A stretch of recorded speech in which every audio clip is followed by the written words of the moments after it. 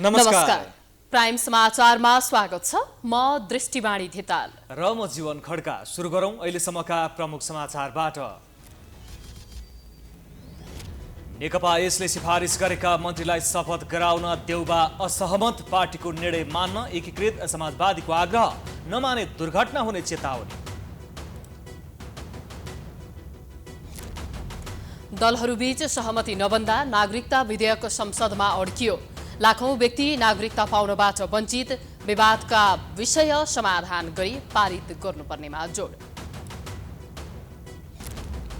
काठमाडौँमा थुप्रिएको फोहोर व्यवस्थापनमा सकस। वडाध्यक्षको पहलमा केही स्थानको फोहोर उठाइयो। दीर्घकालीन समाधानका लागि मन्त्री झाँक्री छलफलमा।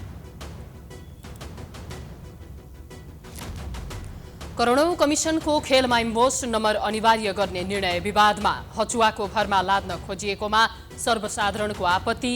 धम्कीको भाषा बोलिएको टिप्पणी। चकलेट, बिस्कुट लगायत खाद्य वस्तुको म्याद सकिए पनि पुनः म्याद राखेर बजारमा पठाउँदै विशाल ग्रुप। नागरिकको जनस्वास्थ्यमा गम्भीर असर, सरकार मुखदर्शक। बेलायती प्रधानमन्त्री बोरिस जोन्सन विरुद्धको अविश्वास प्रस्तावमा मतदान। कोरोना संक्रमण नियन्त्रणको नीति विरुद्ध गतिविधि गरेपछि पद धरापमा। र मलेसियामा जारी आइसिसी अन्डर-19 महिला टी20 विश्वकप। एसिया छनौटमा नेपालको दोस्रो जित। भुटान 4 विकेटले पराजित।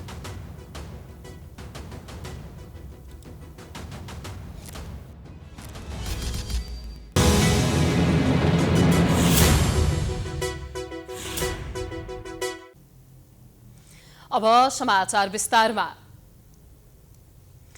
आफ्नो पार्टीले सिफारिस गरेका मन्त्रीहरूलाई शपथ गराउन प्रधानमन्त्री शेरबहादुर देउबा अनिच्छुक देखिएपछि एकीकृत समाजवादी पार्टीले गम्भीर आपत्ति जनाएको छ।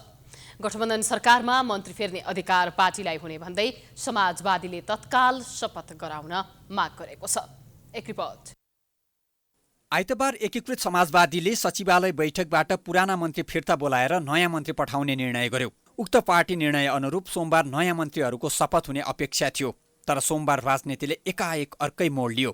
प्रधानमन्त्री शेरबहादुर देउबा नयाँ मन्त्रीहरूलाई शपथ गराउन तयार नै भएनन्। शपथका विषयमा बालुवाटारमा नेकपा माओवादी केन्द्रका अध्यक्ष पुष्पकमल दाहाल प्रचण्ड, एकीकृत समाजवादी पार्टीका अध्यक्ष माधव कुमार नेपाल, जनता समाजवादी पार्टीका अध्यक्ष उपेन्द्र यादव बीच पनि छलफल भएको थियो। छलफलका क्रममा देउबाले अहिले मन्त्री हेरफेर गर्न उचित नहुने बताएका थिए। विशेष गरी आगामी आर्थिक वर्षको बजेटमाथि संसदमा छलफल भइरहेको र उठेका प्रश्नको जवाब सम्बन्धित मन्त्रीले दिनुपर्ने भएकाले अहिले मन्त्री परिवर्तन गर्न नहुने आवाज उठेको हो। मन्त्रीहरूलाई पनि देउबाको काममा फर्कन आश्वासन आएपछि हटाउने भनिएका मन्त्रीहरू नियमित काममा व्यस्त थिए। शहरी विकास मन्त्री रामकुमारी झाँक्री सोमबार दिउँसो मन्त्रालयमै काठमाडौँको फोहोर व्यवस्थापन सम्बन्धी छलफलमा व्यस्त थिइन्। अन्य मन्त्रीहरू पनि नियमित काममा छन्। हटाउने भनिएका मन्त्री खुसी र नयाँ अवसर पाउने भनिएका बेखुसी हुँदा पार्टीका शीर्ष नेताहरू पनि असन्तुष्ट छन्। पार्टीका सम्मानित नेता झलनाथ खनालले आफूहरूको निर्णय अरूले उल्टाउन नमिल्ने बताएका छन्। नयाँ मन्त्री नियुक्ति प्रक्रिया अगाडि बढाउन प्रधानमन्त्री देउबाले अस्वीकार गरेको चर्चा भइरहँदा खनालले आक्रोश व्यक्त गरेका छन्। हामीले पार्टीको कमिटीमा सल्लाह गर्ने हो। कमिटीले निर्णय गर्छ, त्यसलाई पालन गर्नुपर्छ।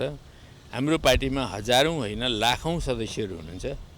त्यो लाखौँ सदस्य भए पनि कमिटीहरूले निर्णय गर्छन्। कि केन्द्रीय कमिटीले निर्णय गर्छ, कि स्थायी कमिटीले निर्णय गर्छ, कि सचिवालयले निर्णय गर्छ, त्यसलाई हामी सबैले पालना गर्छौँ। पद्धति नै त्यही हो नि। एकीकृत समाजवादीले गर्छ, यो धरतीका अरू कुनै ताकतले गर्ने कुरा होइन। पार्टीले आइतबार नै निर्णय गरेर मन्त्री बनाउनेहरूको नाम सिफारिस गरेको भन्दै उक्त निर्णयमा दायाँ बायाँ गर्ने अधिकार प्रधानमन्त्रीलाई पनि नभएको महासचिव बेदुराम भुसालको भनाइ छ।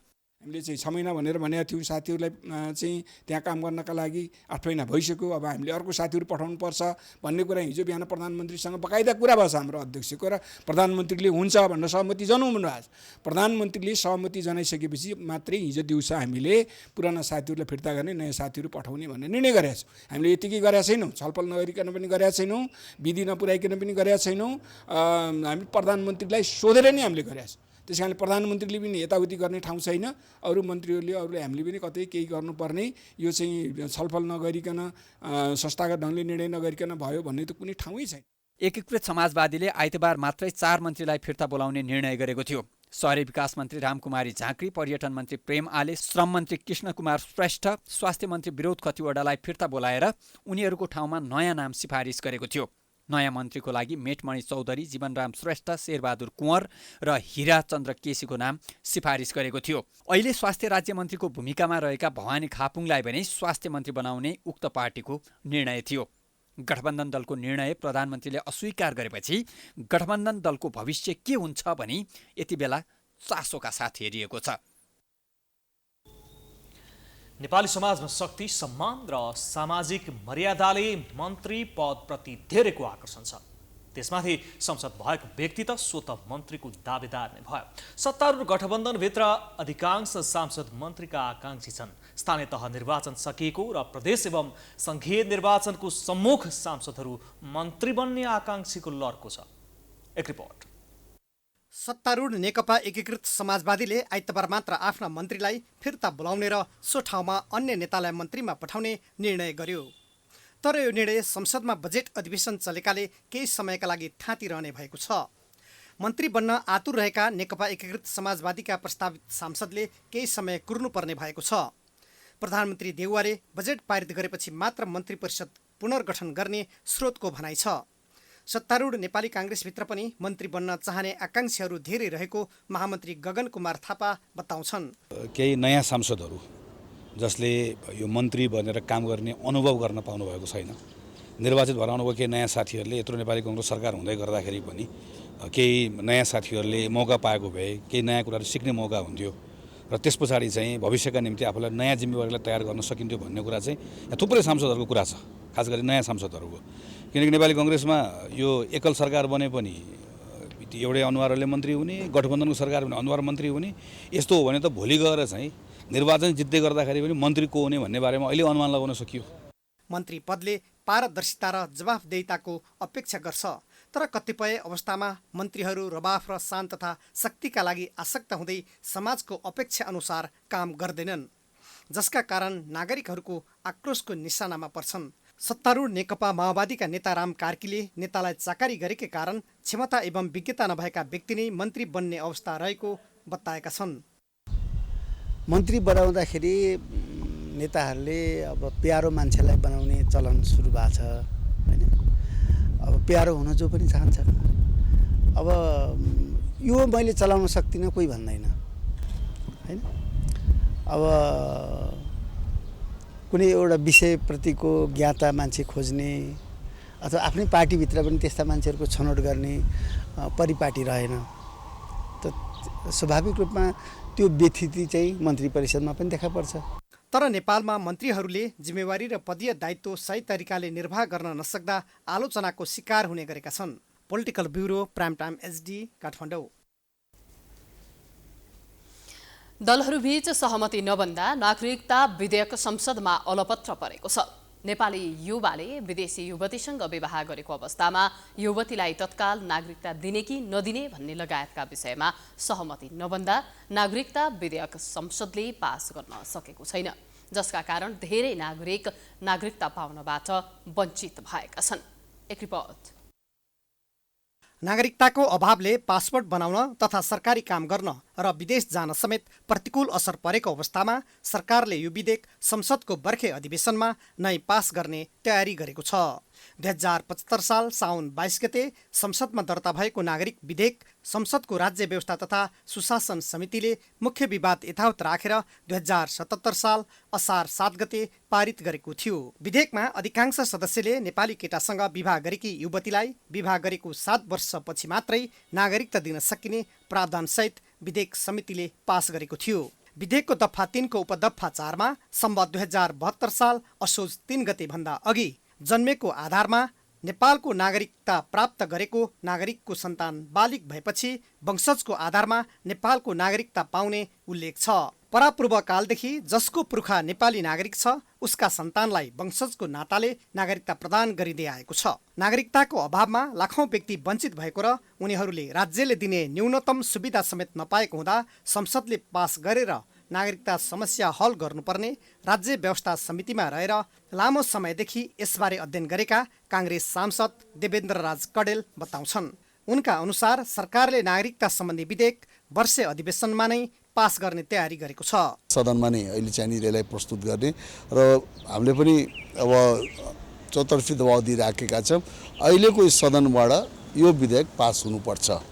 अध्यादेशबाट ल्याइयो कानुन भएन भन्ने कुरो छ भने अहिले हामी चाहिँ सहमतिबाट यो विधेयकलाई नागरिकता विधेयकलाई पास गर्न खोजिराखेका छौँ र सहमतिबाट गइदियो भने अति उत्तम हुन्छ। नेपालीहरूसँग विवाह गरेर आएकी युवतीलाई 7 वर्ष पछाडि नागरिकता दिने प्रस्ताव गर्नुले पारिवारिक अवस्थामा समेत असर पर्ने देखिन्छ।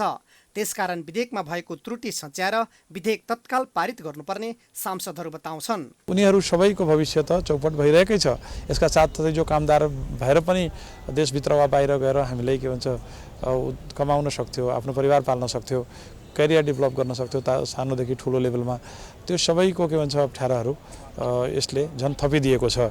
यसबाट कतिपय युथहरू त आत्महत्या गरे। प्रमुख प्रतिपक्षी दल नेकपा एमाले समेत नागरिकता सम्बन्धी समस्या समाधान गर्न विधेयक पास गर्नुको विकल्प नभएको बताएको छ। अब राष्ट्रिय सहमति के को राष्ट्रिय सहमति? विगतमा छलफल गरेर जे जति सहमति हुन सक्छ सहमति नसकेको आधार बहुमतीय आधारमा पठाइया छ।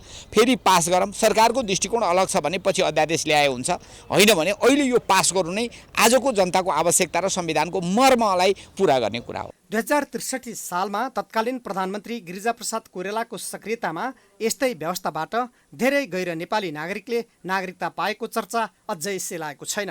सरकारले समिति गठन गर्दै त्यसको प्रतिवेदनको आधारमा त्रुटिपूर्ण नागरिकता वितरण गरेको आरोप पनि लाग्ने गरेको छ। तर नागरिकता पाउनबाट वञ्चित नेपाली बाहेक अन्यले पाउने कुरामा राज्य सजग हुनुपर्ने देखिन्छ। Political bureau, prime time HD, Kathmandu.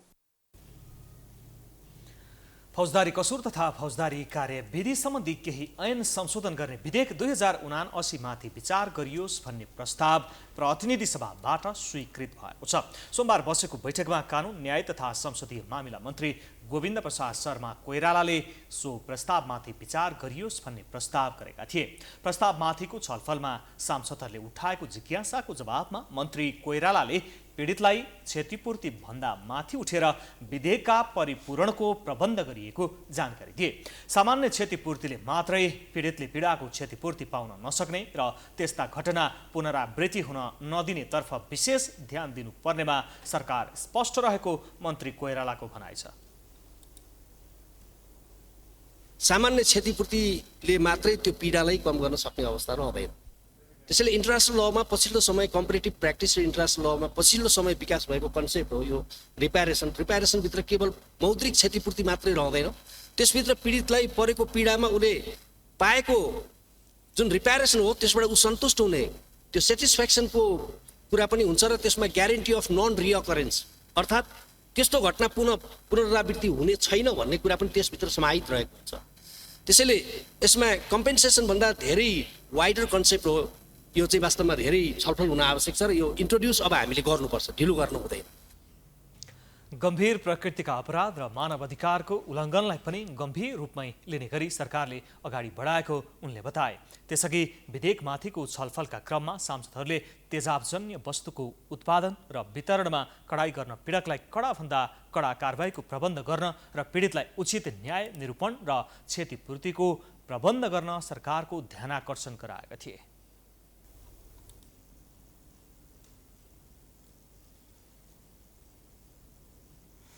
नेकपा एमालेकी सांसद गंगा चौधरीले महिला मात्र नभएर पुरुष पनि यौन हिंसाको कारण पीडित भएको बताएका छन्। सोमबार संसदमा बलात्कार सम्बन्धी मुद्दाको हदम्याद हटाउन यौन हिंसा विरुद्धका केही ऐनलाई संशोधन गर्ने विधेयक 2079 माथि सैद्धान्तिक छलफल कार्यक्रममा बोल्दै सांसद चौधरीले नेपालमा महिला मात्र नभएर पुरुष पनि पीडित भएको बताएकी हुन्। समग्र नेपाली जनताको अवस्थालाई हेरेर कानुन निर्माण गर्ने प्रक्रियामा हुनुपर्छ। म महिला हुँ भन्दैमा महिलाको भावना मात्रै बुझ्नु हुँदैन, हामी पुरुषको भावना पनि बुझ्ने जरुरी छ, नितान्त जरुरी छ। उनले पौल शाह र पीडित भनिएकी एक गायिकाको विषयलाई जोड्दै महिला मात्र नभएर पुरुष पनि पीडित भएको बताएकी हुन्। उनले भावनामा बहिकिएर कानुन बनाउन नहुने बताएकी छिन्। उनले पीडितहरू पुरुष पनि देखेको बताउँदै प्रहरी हिरासतमा रहेका पल शाहको नाम लिएकी हुन्। यसका साथै उनले विवाहको उमेर पनि 20 वर्षबाट घटाउनु पर्ने बताएकी छिन्।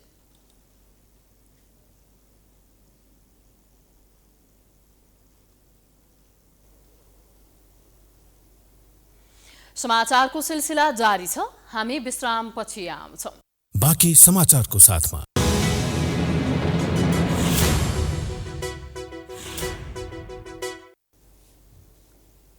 विश्रामपछि स्वागत छ। अब बाँकी समाचार। काठमाडौँमा थुप्रिएको फोहोर 4 महिनादेखि नियमित रूपमा उठ्न सकेको छैन। यसअगाडिका जनप्रतिनिधिहरू फोहोर व्यवस्थापनमा चुकेको भन्दै गुनासो बढ्दै गर्दा नवनिर्वाचित जनप्रतिनिधिले यसलाई प्राथमिकतामा राखे पनि अहिलेसम्म कुनै ठोस कदम नचालिएको भन्दै काठमाडौँ महानगरपालिका 16 वडाका वडाध्यक्षले यसको पहल थालेका छन्। एक रिपोर्ट। काठमाडौँ उपत्यकाका सडकमा यत्रतत्र रूपमा फोहोर थुप्रिएका छन्। यसले नागरिकको स्वास्थ्यमा गम्भीर समस्या निम्तन सक्ने भन्दै तीव्र आलोचना समेत भइरहेको छ। यस अगाडिका जनप्रतिनिधिहरूले फोहोर व्यवस्थापन समेत गर्न नसकेकोमा आलोचना खेप्दै आएका थिए। तर नवनिर्वाचित मेयर बालेन्द्र शाहले फोहोरका विषयलाई प्रमुख एजेन्डा बनाएर अगाडि बढे पनि अहिलेसम्म फोहोर व्यवस्थापनका विषयमा ठोस पहल नभएको भन्दै काठमाडौँ महानगरपालिका 16 का वडा अध्यक्ष मुकुन्द रिजालले आफै फोहोर उठाउन अगाडि बढेका छन्। वातावरण विभागको सहकार्यमा आफ्नो वडाभरि थुप्रिएका फोहोर आफैले उठाउन थालेका हुन्। पहिलो दिन सोह्रखुट्टे नयाँ बजार क्षेत्रका फोहोर उठाएका छन्। अध्यक्ष रिजालले यो कार्य दीर्घकालीन नभएर अल्पकालीन फोहोर व्यवस्थापन भएको प्रतिक्रिया दिएका छन्। दीर्घकालीनलाई हाम्रो महानगरपालिकामा मेयर साहबहरूले कमिटी बनाएर अगाडि जानुभएछ। मेयर साहबको अध्यक्षतामा हामीहरू वडाध्यक्षहरू शुद्ध राखेर 5-7 जना कतिजनाको कमिटी बनेको छ। त्यो कमिटीले काम अगाडि बढाइसकेको छ र निश्चित नै चाँडै नै फोहोर उठ्ने प्रतिबद्धता आएको छ। तर मेरो जनताको साथ सहयोग, मेरो यहाँका स्थानीय जनताको साथ र सहयोग र मायाले गर्दा आज फोहोर उठेको हो। म एक्लै चाहेर हुँदैन थियो।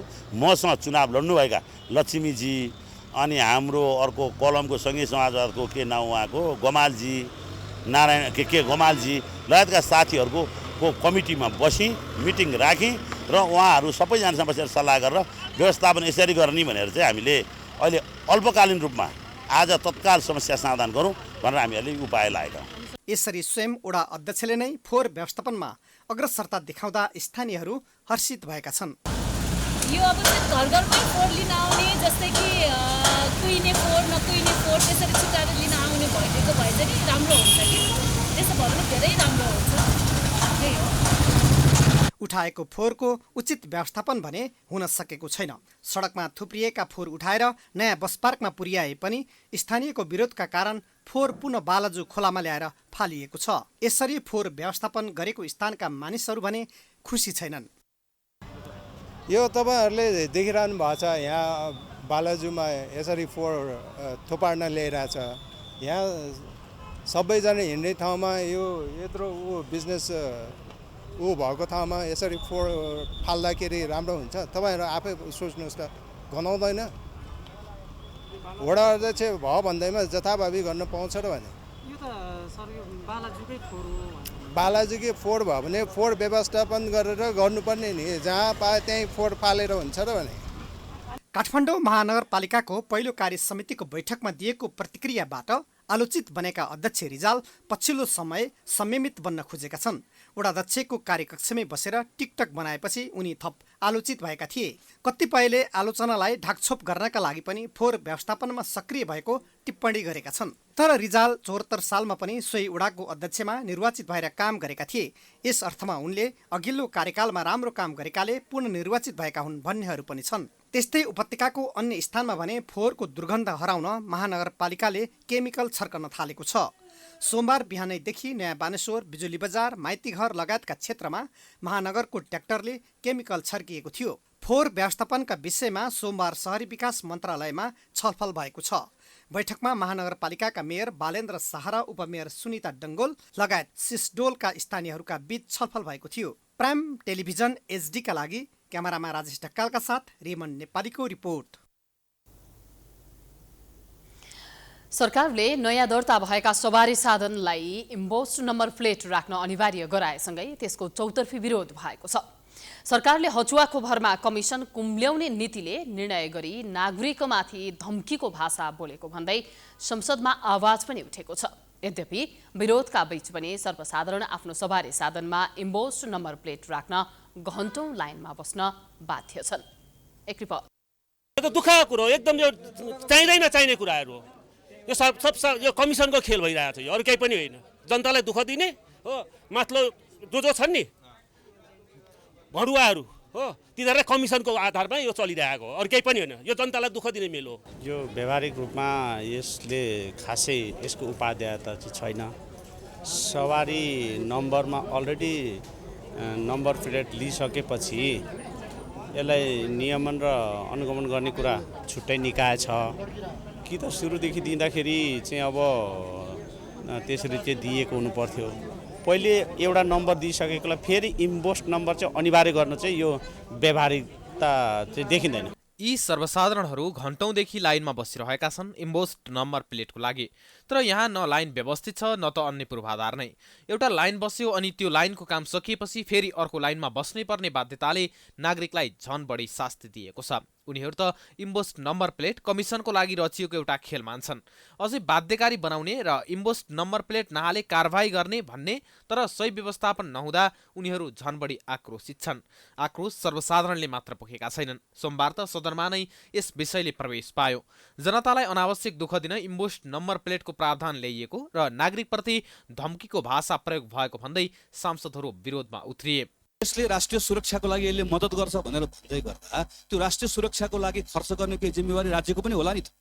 यत्रो महँगो छिमेकी भारतसँग तुलना गर्यो, अरू देशसँग तुलना गर्यो भने 5 गुणा 6 गुणा बढी पैसा लिएर त्यो पनि 1 गतेभित्र गर्ने भए नभएदेखि देखाइदिन्छु भनेर जसरी धम्की दिएको छ, धम्कीको यो भाषा गलत छ। यसलाई खारेज गर्नुपर्छ। हाल देशभर 48,82,000 सवारी साधन दर्ता भएका छन्। तर सरकारले 25 लाख इम्बोस्ड नम्बर प्लेट जडान गरे पनि नेपालमा दर्ता भएका सबै सवारी साधन भने यसमा समेटिने छैनन्। दैनिक 5,500 इम्बोस्ड नम्बर जडान गर्नुपर्ने सवारी साधनमा इम्बोस्ड नम्बर प्लेट जडान गर्न 2073 जेठ 17 गते बङ्गलादेश र अमेरिकाको जोइन्ट भेन्चर डेकाटुर टाइगर कम्पनीसँग सम्झौता भएको थियो। त्यसपछिको 6 वर्षमा जम्मा 25,000 सवारी साधनमा मात्रै नम्बर प्लेट जडान भएको छ। जबकि यातायात व्यवस्था विभागले अबको 15 महिनामा थप 24,75,000 नम्बर प्लेट जडान गर्ने लक्ष्य राखेको छ। गति अत्यन्तै सुस्त भए पनि विभागले मिति नै तोकेर अनिवार्य गराएसँगै सर्वसाधारण आक्रोशित भएका हुन्। अहिले मङ्सिर यता दर्ता भएका सवारी साधनलाई मात्र साउनसम्म अनिवार्य इम्बोस्ड नम्बर प्लेट हाल्नुपर्ने व्यवस्था भएको विभागको भनाइ छ। हामीले जुन सेड्युल निकालेका हौँ, नयाँ दर्ता हुने सवारी साधनहरूको हकमा चाहिँ त अनिवार्य नै हो। जसले मङ्सिर 1 गतेभन्दा पछाडि सवारी दर्ता गर्नुभएको छ उहाँहरूले साउन 1 गतेसम्म इम्बोस्ड नम्बर प्लेट लिनुपर्छ। त्योभन्दा बाहेक अन्य पहिले दर्ता भएर सञ्चालनमा रहेका सवारी साधनको हकमा यातायात व्यवस्था कार्यालयहरूले यसलाई चाहिँ दर्ता चाहिँ सेड्युल बनाएर लट अनुसारको दर्ता गर्न सक्नुहुन्छ। त्यस्तै इम्बोस्ड नम्बर प्लेट कार्यान्वयनका लागि radio frequency information device RFID आवश्यक नपर्ने पनि विभागको दाबी छ। इम्बोस्ड नम्बर प्लेटलाई कार्यान्वयन गर्न लागि परेको विभागले व्यवस्थापनको विषयमा भने सोचेको छैन। इम्बोस्ड नम्बर प्लेट अनिवार्य गर्ने भनेर सरकारले निर्णय त गर्यो, तर त्यस पछाडिपट्टिको व्यवस्थापनको पाटो र जनतालाई के कस्तो सुख सुविधा हुन्छ भन्ने विषयमा खास सरकारले चनाखो भन्न भने सकेन। त्यसबाहेक संविधानमा उल्लेख नै नगरिएका जुन रोमन शब्द राखेर इम्बोस्ड नम्बर प्लेट, त्यस्तै गरेर अत्यन्तै ठुलो रकम जसरी जनतालाई तिराइएको छ र त्यस्तै गरेर यहाँ आइसकेपछि इम्बोस्ड नम्बर प्लेट पाउनको लागि, नम्बर पाउनको लागि जुन लाइन बसेर जुन दुःख पाउनु परेको छ यो जनताले, यो विषयमा भने सरकारले खासै चासो दिएको छैन। प्राइम टाइम्स टेलिभिजनका लागि क्यामेरामा अमृत भट्टका साथमा डेभिड पाण्डे, एकान्त कुना, ललितपुर।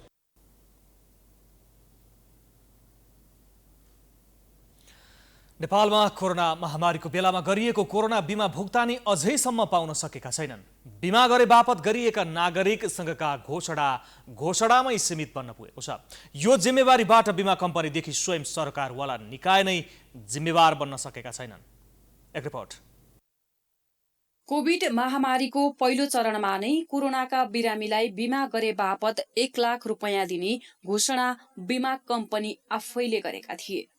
कोरोनाले यति भयानक रूप लेला भनेर नसोचेका बीमा कम्पनीले महामारी फैलिएपछि भने अत्तालिएर यो योजना नै बन्द गर्न खोजे। तर सरकारले यो योजना बन्द नगर्न आग्रह मात्रै गरेन, बीमा कम्पनीले बेहोर्न नसक्ने रकम आफैले तिरिदिने बाचा समेत दियो। तर 2076 सालमै कोभिड बिमा गरेका व्यक्तिहरूले अहिले पनि पैसाका लागि धाइरहनु परेको छ। 2077 साल 8-12 गते मैले आफ्नो डकुमेन्ट्सहरू सम्पूर्ण सब्मिट गरेको छु। सब्मिट गरिसकेपछि त्यसको 6 महिनापछि कहिले कुनै कुरो मिलेन भन्ने, कहिले कुनै कुरो मिलेन भन्ने गर्दा गर्दा 1 वर्ष त्यसरी बिताइदियो। त्यसपछि कम्प्लिट भएपछि नि पास भएर बसेको छ। पास भएर बसिसकेपछि पनि मैले आफ्नो 1 लाख रुपियाँ बराबरको इन्सुरेन्स क्लेम गर्दाखेरि हामीसँग भएको बजेट सकिसकेको छ। अब सरकारले दिनुपर्ने पैसा आइसकेपछि मात्रै तपाईहरूले पाउनुहुन्छ र यो पैसा नदिनु भनेर बीमा समितिले पनि रोकेको छ भनेर आलटाल गरिरहेको छ। कोरोना बीमा मापदण्ड 2077 मा 3.5 अर्ब रुपैयाँ भन्दा माथिको रकम सरकारले बेहोर्ने प्रष्ट व्यवस्था छ। 2077 कै साउन 16 गते अर्थ मन्त्रालयले 3.5 अर्ब रुपैयाँ भन्दा माथि बेहोर्ने सचिव स्तरीय निर्णय भएको थियो। तर कोरोना बीमा बापत सरकारले बेहोर्नु पर्ने रकम 11 अर्ब 82 करोड रुपैयाँ पुगेको छ। यो रकम कहिले भुक्तानी हुन्छ अर्थ मन्त्रालयसँग पनि स्पष्ट जवाब छैन। महिनौदेखि कोरोना बीमा रकम भुक्तानीका लागि उठेको फाइल नै नआएको मन्त्रालयका वित्तीय क्षेत्र महाशाखाले जनाएको छ। बीमा समितिका अनुसार 1,61,549 जनाले कोरोना बीमा दावी गरेका छन्। यो दावी अनुसार बीमा कम्पनीले भुक्तानी गर्नुपर्ने रकम 15 अर्ब 32 करोड रुपैयाँ हुन आउँछ। बीमा कम्पनीहरूले 1 अर्ब 28 करोड र कोरोना बीमाका लागि स्थापना गरेको कोष अर्थात् पुलबाट 3 अर्ब 50 करोड भुक्तानी भएको छ। जबकि कोरोना बीमा बापत संकलन भएको रकम भने 1 अर्ब रुपैयाँ मात्रै संकलन गरेको बीमा समितिले जनाएको छ। अरबौं रकम भुक्तानी गर्ने जिम्मा लिएको सरकार अहिले कुनै पनि तदारुकता देखाएको छैन। रकम भुक्तानी माग गर्दै बीमा समितिले विकल्प सहितका योजना अगाडि सारेको जनाएको छ। बाँकी रकम मध्ये 55% मात्रै भए पनि उपलब्ध गराइदिन समितिले आग्रह गर्दै आएको छ। 50% 55% तपाईले राख्दिनुस्, बाँकी हामी हाम्रै इन्डस्ट्रीबाट पनि हामी जो गरेर तिर्छौं भनेका छौं। हामीले उहाँले त्यतिर अलिकति उन्मुख भइदिनु भने हामी तिर्न तयार छौँ। त्यही रहेको 50%मा पनि उहाँहरूले तिर्दिनु भयो भने होइन, उहाँहरूको दायित्व अन्तर्गत रहेकोमा केही पैसाहरू सरकारले दिइदिएको खण्डमा बाँकी पैसा बीमा समितिको स्रोतबाट हुन्छ कि बीमा कम्पनीको स्रोतबाट हुन्छ कि इन्सुरेन्स स्रोतबाट हुन्छ, कहाँ हुन्छ भने हामीले दाबी भुक्तानी गर्ने प्रयास चाहिँ हामी गर्छौँ भन्ने हामीले भनेका छौँ। हाम्रो विकल्प पनि त्यो पनि थियो। त्यही अनुसारले हामी अहिले कुरेर बसेका छौँ। नेपालमा कोभिडको पहिलो, दोस्रो र तेस्रो लहर समेत पार भइसकेको छ। तर 2.5 वर्ष बितिसक्दा समेत अहिले पनि बीमा भुक्तानीका लागि नागरिकहरू बीमा रकमका लागि धाइरहनु परेको छ। रकम भुक्तानीमा सरकारी ढिलाइले बीमा क्षेत्रमा उब्जिएको विश्वासको संकटको क्षति कसले बेहोर्ने?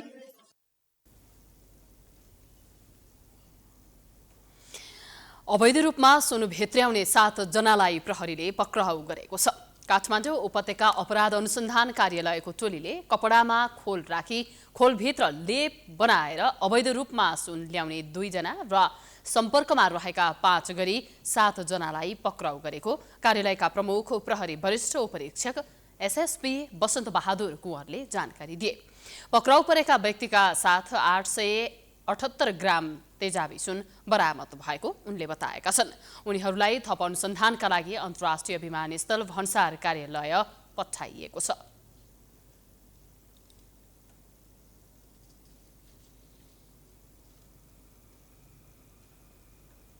यो नयाँ कार्यविधि अपनाएर कपडामा खोल राखी भित्री कपडाभित्र लेप बनाएर ल्याइरहेको अवस्थामा 2 जना व्यक्तिहरू समातेका छौँ र यसलाई यो सुनलाई यो कपडा लगायत यसबाट सुन प्रशोधन गर्दा करिब 886 ग्राम चाहिँ तेजाबी सुन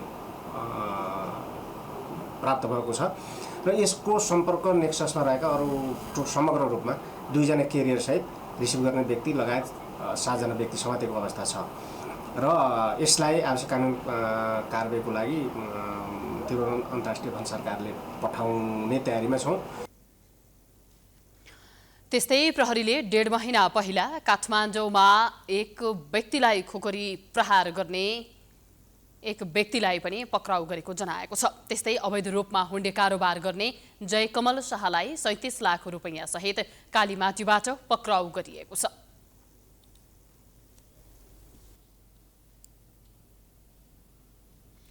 दुई 2079 जेठ 2 गते बुद्ध जयन्तीको दिनबाट भैरवा स्थित गौतम बुद्ध अन्तर्राष्ट्रिय विमानस्थलबाट अन्तर्राष्ट्रिय उडान सुरु भयो। यो विमानस्थलबाट औपचारिक रूपमा व्यावसायिक उडान सुरु गरेको जजिरा एयरलाइन्सले हालसम्म 8वटा उडान भरेको छ। एक रिपोर्ट। जजिरा एयरलाइन्सको एयरबस 320 निओ विमानले हप्तामा 3 दिन नियमित रूपमा भैरवाका लागि उडान भर्दै आएको छ। सुरुदेखि सोमबार, बुधबार र शुक्रबार उडान भर्दै आएको जजिराले जुन 1 देखि भने शुक्रबारको सट्टा शनिबार उडान भर्ने अनुमति ल्याएको छ। जेठ 2 गतेबाट व्यावसायिक उडान सुरु गरेको जजिराले हालसम्म भैरवाबाट 900 बढी श्रमिक कुवेत लगेको गौतम बुद्ध अन्तर्राष्ट्रिय विमानस्थलका प्रमुख गोविन्द प्रसाद दाहालले जानकारी दिए। जेठ 2 गते हाम्रो सर्वप्रथम यहाँ यो विमानस्थलमा फ्लाइट गर्ने एउटा जजिरा एयर तपाईँको कुवेतको जजिरा एयरले सञ्चालन गर्दैछ र हालसम्म तपाईँको जेठ 2 गतेदेखि हिजोका 17 गतेसम्ममा जेठ 17 गतेसम्ममा 8वटा फ्लाइट उसले गरिसकेको छ। हप्ताको 3वटा फ्लाइट कार्यक्रम राखेको छ तालिका र त्यसमा लगभग 1500 जना यात्रुहरू आएको र गएको अवस्था पनि छ। जजिरा एयरलाइन्सको काठमाडौँ कुवेतको भन्दा भैरवा कुवेत बीचको हवाई भाडा सस्तो छ।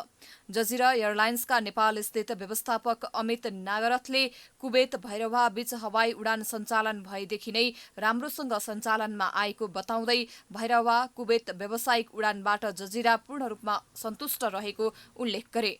काठमाडौँ कुवेतको भन्दा भैरवा कुवेत हवाई भाडा प्रति यात्रु करिब 8,000 रुपैयाँले सस्तो परेको उनले बताए।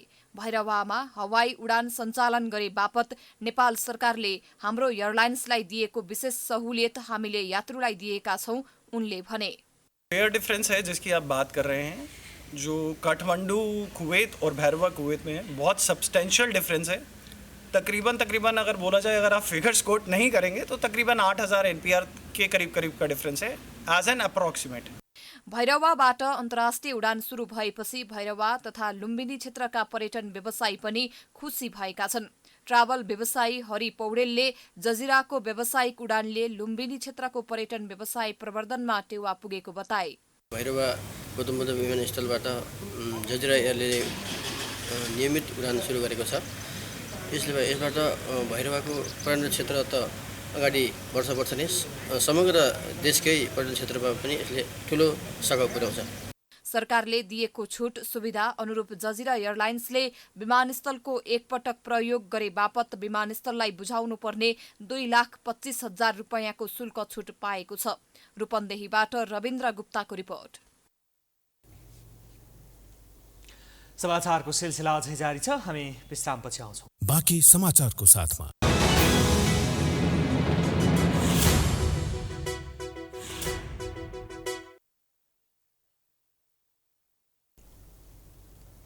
विश्रामपछि स्वागत छ। अब आर्थिक समाचार। 2048 सालभन्दा अगाडि धरानमा सानो व्यवसाय गर्दै आएको विशाल ग्रुप अहिले नेपालकै सबैभन्दा ठूलो नवधनाढ्य व्यावसायिक घरानामा परिणत भएको छ। उड्ने चङ्गा सुत्ने खाट बाहेक सबै सामग्री आयात गर्दै आएको यो ग्रुपले उच्च राजनीति नेतृत्वलाई रिजाएर जे गर्न पनि छुट पाएको छ भन्नेहरू धेरै छन्। बैंक, हाइड्रो, इन्सुरेन्स, शेयर बजार, रियल इस्टेटसँगै सिमेन्ट, रडको व्यवसायसँगै जङ्क फुड आयातमा जमेको व्यावसायिक घराना किन सधैँ विवाद र बदनाम बनिरहन्छ त? हेरौँ यो रिपोर्ट। नवधनाढ्यका रूपमा उदाएको विशाल ग्रुपले जसरी आफ्नो व्यवसायलाई विस्तार गरिरहेको छ, विवादित र बदनामी पनि उत्तिकै कमाएको छ। बैंक, हाइड्रो र शेयर बजारमा भित्रभित्रै मच्चाएको आतंक अहिलेसम्म बाहिर आएको छैन, तर आयात मार्फत नेपालमा ल्याइएका सामग्रीमा भने विशाल ग्रुपले चरम लुट मचाइरहेको छ।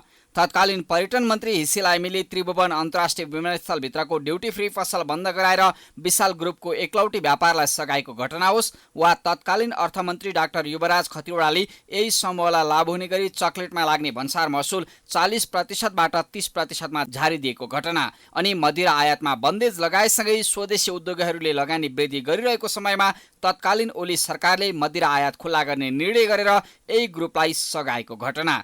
यी प्रतिनिधि घटनाले समेत यो व्यवसायिक घरानाको लुटमा शासक प्रशासकबाटै छुट मिलिरहेको छ भन्ने आफै पुष्टि हुने गरेको छ। शीर्षस्थ नेताहरूले आफैले के भन्छ भने कालोबजारीले देशै खान थाल्यो भनेर उनीहरू आफै भन्छ। अनि उनीहरू कहाँ बस्छ भने त्यही कालोबजारी गर्ने, त्यही अनुचित व्यापारिक क्रियाकलाप गर्ने अनि त्यही मिसावट गर्ने व्यापारीले दिएको घरमा केन्द्रीय कार्यालय खोलेर बस्छ, चुनाव तिनीहरूले दिएकै पैसाबाट गर्छ अनि तपाईँले त्यो मिसावटको कुरा गरेर साध्य हुने। जुनसुकै पार्टीको सरकार आए पनि विशाल ग्रुपलाई सहयोग गर्दै आएका छन्। हरेक पार्टीलाई करोडौं चन्दा दिएकै कारण यो ग्रुप छोटो समयमै नवधनाडेका रूपमा नेपाली बजारमा एक छत्र राज गरिरहेको छ। बजारमा आउने अधिकांश खाद्य वस्तुको आयात विशाल ग्रुप र त्रिवेणी ग्रुपले गर्दै आएका छन्। नेपाल प्रहरी र वाणिज्य विभागले गरेको अनुगमनका क्रममा नवधनाडेको विशाल ग्रुपले आयात गर्ने चकलेट, बिस्कुट, आलु चिप्स जस्ता खाद्य वस्तु म्याद सकिएपछि पुनः नयाँ म्याद राखेर बजारमा पठाउने गरेको सप्रमाण भेटिँदा समेत ठूलो कारबाही भएन। नेपाली बजारमा अहिले पनि स्नेकर चकलेट, ओरियो बिस्कुट, प्रिङ्गल चिप्स, ट्याङ juice, Horlicks, Bournvita, Mars chocolate, किल्डे, बल्टी तथा मिल्की छ्यापछ्याप्ती छन्। यी अधिकांश वस्तुहरू पैसा खर्च गरेर उल्टै रोगी बनाउने खालका छन्। मैले त के भन्छु नि, जब कसैले पत्रु खाना बच्चालाई दिन्छ भने त्यो माया गरेको होइन, उसले चाहिँ शराब दिएको तँले तेरो चाहिँ स्वास्थ्य नराम्रो होस्। र अर्को पक्ष के छ भने यस्तो किसिमको खानेकुराहरू खाँदाखेरि शारीरिक रूपमा मात्रै होइन मानसिक रूपमा पनि बच्चाहरू अस्वस्थ हुन्छन्। अनि त्यो चाहिँ अब पछि ठुलो भएपछि वयस्कहरू पनि अस्वस्थ हुन्छन्। किशोरीहरूको प्रजनन स्वास्थ्यमा एकदम समस्या पर्छ। किशोरीहरूको प्रजनन स्वास्थ्यमा समस्या परेपछि जब उनीहरू युवती हुन्छन्, आमा बन्ने उमेरका हुन्छन्, त्यो बेलामा उनीहरूलाई समस्या पर्छ। उनीहरूलाई समस्या परेपछि उनीहरूको शिशुलाई समस्या, भ्रूणलाई समस्या पर्छ भनेपछि यो त एउटा माखे साङ्लो जस्तै जेलिएको छ। बच्चा बचपनदेखि खाएको पत्रु खानाले भविष्यको पुस्तासम्मलाई समस्या पर्ने समस्या चाहिँ एकदमै धेरै देखिन्छ। म्याद नागेका खाद्य वस्तुलाई नयाँ म्याद टाँसेर बजारमा पुर्याउने गरेको यो व्यवसायिक घरानाले उपभोक्तासँगै सरकारमाथि नै कर छली गरिरहेका तथ्यहरू समेत बेला मौकामा उजागर हुने गरेका छन्। मानव स्वास्थ्यमा असर पार्ने खाद्य वस्तु उत्पादन तथा बिक्री गर्नेलाई विदेशी मूलमा कडा कारबाही भए पनि नेपालमा सामान्य नसिहत दिएर छाड्दा विशाल ग्रुप जस्ता ठग व्यवसायिक घरानाको लुटतन्त्र थप विस्तार भइरहेको छ।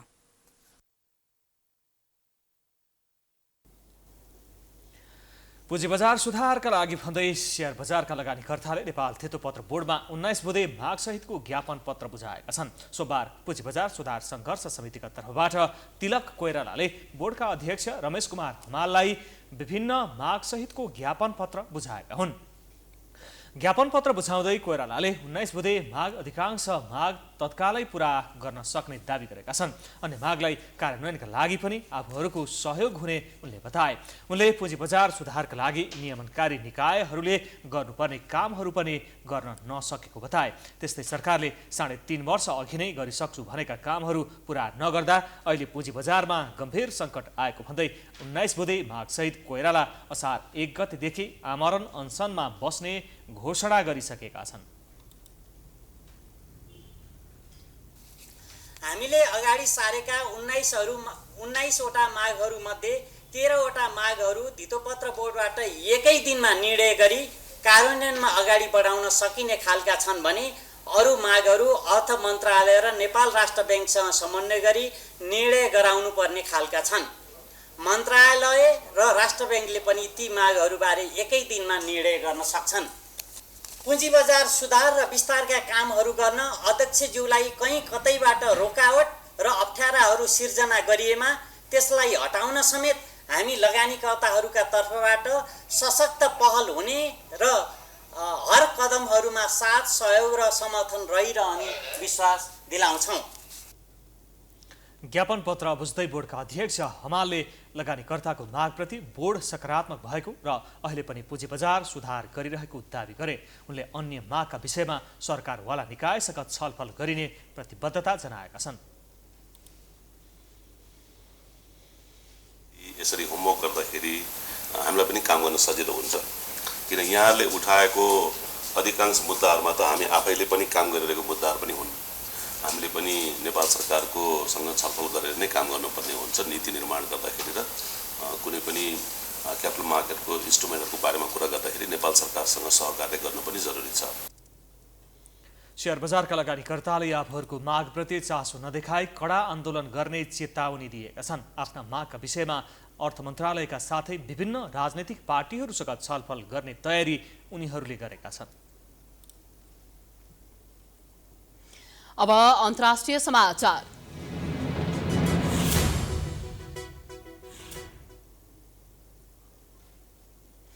बेलायती प्रधानमन्त्री बोरिस जोन्सन विरुद्धको अविश्वास प्रस्तावमा मतदान भइरहेको छ।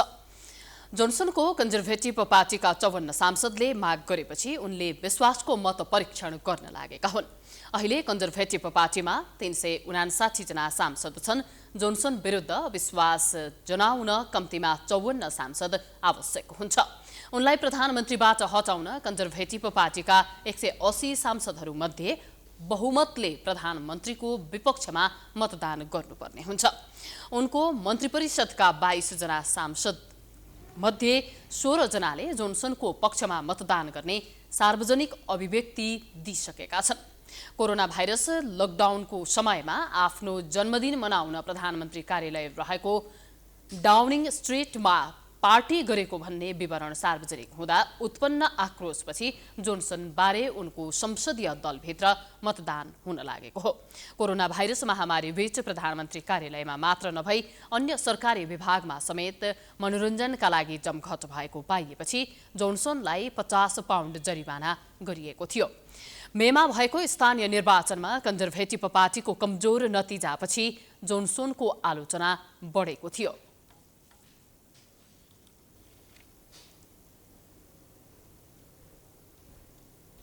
अब खेलकुद समाचार।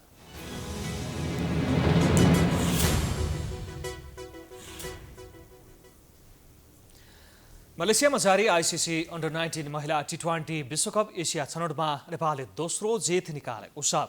केन्द्रारा ओभलमा सोमबार भुटानलाई 4 विकेटले पराजित गर्दै नेपालले छनौटमा दोस्रो जित निकालेको हो। भुटानले दिएको 67 रनको लक्ष्य नेपालले 13 ओभर 1 बलमा 6 विकेट गुमाएर पूरा गर्यो।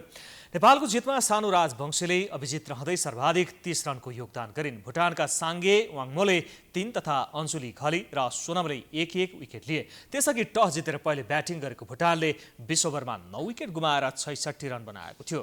भुटानका लागि कप्तान एन्गावाङ छोडेन र साङ्गे वाङमोले समान 11 रन बनाइन्। पेमा यान्चेनले 9 तथा छाडोमले 6 रन जोडिन्। नेपालकी कृतिका मरासिनी, अनु कडायत र मनिषा कुमारी उपाध्यायले 2-2 विकेट लिए। जितसँगै नेपालले 3 खेलमा 4 अङ्क जोडेको छ। नेपाल अङ्क तालिकाको तेस्रो स्थानमा रहेको छ। नेपालले पहिलो खेलमा कतारलाई 79 रनले हराएको थियो, तर दोस्रो खेलमा 8 रनमा अल आउट भएको नेपाल युएईसँग 10 विकेटले पराजित भएको थियो। अब नेपालले मङ्गलबार थाइल्यान्ड र बिहिबार मलेसिया विरुद्ध खेल्नेछ।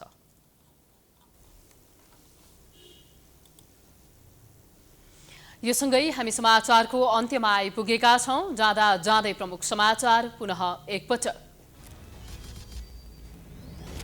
नेकपा यसले सिफारिस गरेका मन्त्रीलाई शपथ गराउन देउबा असहमत। पार्टीको निर्णय मान्न एकीकृत समाजवादीको आग्रह, नमाने दुर्घटना हुने चेतावनी। दलहरूबीच सहमति नबन्दा नागरिकता विधेयक संसदमा अड्कियो। लाखौं व्यक्ति नागरिकता पाउनबाट वञ्चित। विवादका विषय समाधान गरी पारित गर्नुपर्नेमा जोड। काठमाडौँमा थुप्रिएको फोहोर व्यवस्थापनमा सकस। वडाध्यक्षको पहलमा केही स्थानको फोहोर उठाइयो। दीर्घकालीन समाधानका लागि मन्त्री झाँक्री छलफलमा। करोडौं कमिसनको खेलमा इन्भोइस नम्बर अनिवार्य गर्ने निर्णय विवादमा। हचुवाको भरमा लाद्न खोजिएकोमा सर्वसाधारणको आपत्ति। धम्कीको भाषा बोलिएको टिप्पणी। चकलेट बिस्कुट लगायत खाद्य वस्तुको म्याद सकिए पनि पुनः म्याद राखेर बजारमा पठाउँदै विशाल ग्रुप। नागरिकको जनस्वास्थ्यमा गम्भीर असर, सरकार मुखदर्शक।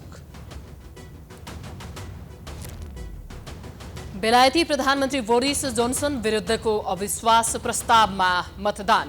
कोरोना संक्रमण नियन्त्रणको नीति विरुद्ध गतिविधि गरेपछि पद धरापमा। र मलेसियामा जारी आइसिसी अन्डर-19 महिला टी20 विश्वकप एसिया छनौटमा नेपालको दोस्रो जित, भुटान 4 विकेटले पराजित।